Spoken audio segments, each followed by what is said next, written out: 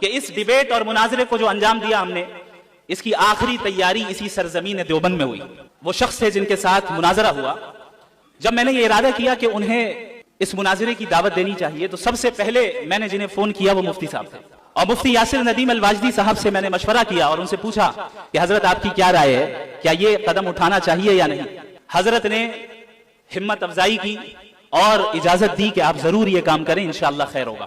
اور اس وقت سے لے کر ابھی تک مسلسل حضرت نے میرا تعاون کیا اور میری مدد کی۔ جو فکر میں ندوۃ العلماء سے لے کر آیا تھا کہ مغربی تہذیب کے خلاف کام کرنا ہے، اور حضرت مولانا ابو الحسن علی ندوی رحمہ اللہ کی تحریروں سے جو فکر مجھے حاصل ہوئی، کیونکہ آپ سب کو معلوم ہونا چاہیے کہ حضرت مولانا علی میاں ندوی رحمہ اللہ اکثر مغربی تہذیب کے خلاف لکھتے تھے۔ کچھ دنوں سے میں یہ سوچ رہا تھا کہ آخر کیا وجہ ہے کہ ان صاحب کے ساتھ مناظرہ کرنے کے لیے اللہ نے میرا انتخاب کیا۔ کیا ہی بہتر ہوتا کہ حضرت مفتی یاسر ندیم الواجدی صاحب مناظرہ کر رہے ہوتے۔ تو بڑے غور و فکر کے بعد یہ بات میرے ذہن میں آئی کہ شاید اللہ رب العالمین کو حضرت مفتی یاسر ندیم الواجدی کو ایسے مقام پر فائز کرنا تھا جہاں سے وہ یہ کہہ سکے کہ بھائی تجھ سے تو میرا شاگرد ہی نمٹ لے گا۔ الحمدللہ، I love you too۔ بارک اللہ فیکم۔ انشاءاللہ تعالی یہ سلسلہ دین کی حفاظت کا جاری رہے گا، اور آپ حضرات کو دیکھ کر یہ امید کرتا ہوں اور یہ مجھے احساس ہوتا ہے کہ انشاءاللہ آپ میں سے ہر ایک فرد جدید فتنوں کا مقابلہ کرنے کے لیے تیار ہوگا۔ جتنے فتنے سر اٹھائیں گے انشاءاللہ ہر گھر سے شمائل اٹھے گا۔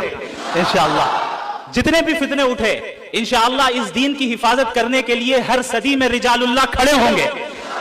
جس طرح ہر زمانے میں ایسے رجال اللہ کو اللہ نے پیدا کیا کہ وہ اپنے اپنے زمانے کے فتنوں کو انہوں نے کچل کر رکھ دیا اور ان زنجیروں کو توڑ کر رکھ دیا، اس زمانے میں اللہ رب العالمین نے مغربی تہذیب کے فتنے کے مقابلے کے لیے جس جماعت کا انتخاب کیا ہے، اس کی ابتدا کے لیے اللہ رب العالمین نے حضرت والا کا انتخاب فرمایا ہے۔